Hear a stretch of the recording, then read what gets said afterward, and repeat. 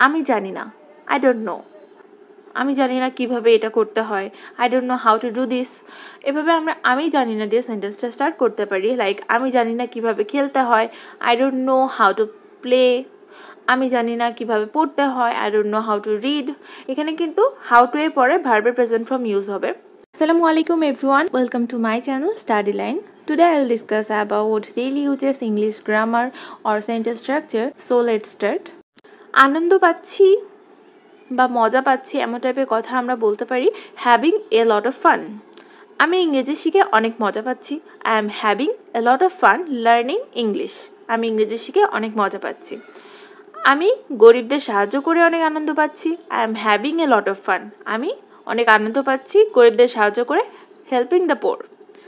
তাহলে I am having a lot of fun helping the poor. আমরা গল্প করে অনেক মজা পাচ্ছি, তাহলে এখানে আমরা ইউজ করছি, তাই এখানে we are having a lot of fun gossiping. আমি এই বইটি পড়ে অনেক মজা পাচ্ছি, I am having a lot of fun reading this book. তারা রুমির সাথে কথা বলে অনেক মজা পাচ্ছে, they are having a lot of fun talking to Rumi. তাহলে এখানে আমরা আই এম, যদি আমার কথা হয় তাহলে আমরা আই এম ইউজ করব, তাদের কথা হলে আমরা দে ইউজ করতে পারি, অর্থাৎ পার্সন অনুযায়ী এটা চেঞ্জ হবে। তাছাড়া আনন্দ পাচ্ছি বা মজা পাচ্ছি এমন সেন্টেন্স রেডি করতে হলে আমাদেরকে having a lot of fun use করতে হবে। আমি জানি না, আই ডোন্ট নো। আমি জানি না কিভাবে এটা করতে হয়, I don't know how to do this. এভাবে আমরা আমি জানি না দিয়ে সেন্টেন্সটা স্টার্ট করতে পারি। লাইক আমি জানি না কিভাবে খেলতে হয়, I don't know how to play.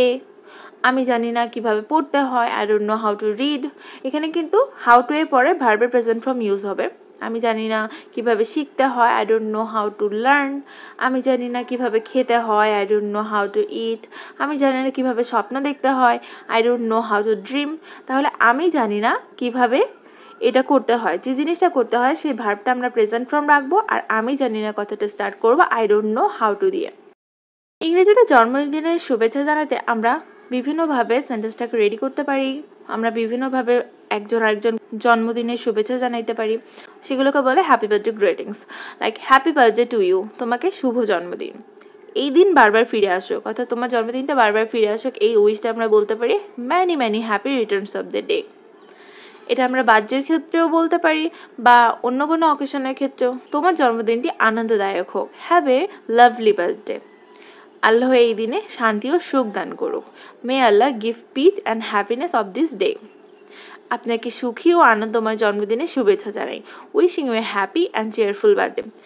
আপনি অফিসে একটা জব করেন, এমনকি আপনার সিনিয়রকে আপনাকে একটা মেইল দিতে হবে, সেক্ষেত্রে তার বার্থডে আপনি তাদেরকে এইসব দিয়ে উইশ করতে পারেন, তাহলে আপনার বসটাও আপনার প্রতি অনেক সন্তুষ্ট হবে।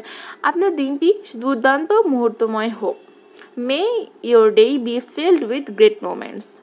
তোমার জন্য বহু বছর আনন্দ এবং ভালোবাসা রইল, wishing you many years of joy and love. সকল সুখ আপনার প্রাপ্য, you deserve all the happiness. এই দিনটি আপনার খুব সুন্দর কাটুক, এই আমার প্রত্যাশা। I wish you have a wonderful time on this day. আমি আশা করি এই জন্মদিন আপনাকে অনেক সুযোগ এনে দেবে। I hope this birthday brings you many facilities. তাহলে আমরা একজনের বার্থডেতে আমরা উইশ করার ক্ষেত্রে এই এতগুলো গ্রেটিংস বিভিন্নভাবে ইউজ করতে পারি। তাহলে আজকে এই পর্যন্তই, এর পরের রুলসগুলো আমি পরের ভিডিওতে দিয়ে নেব। সবাই ভালো থাকবে, সুস্থ থাকবে, ধন্যবাদ সবাইকে।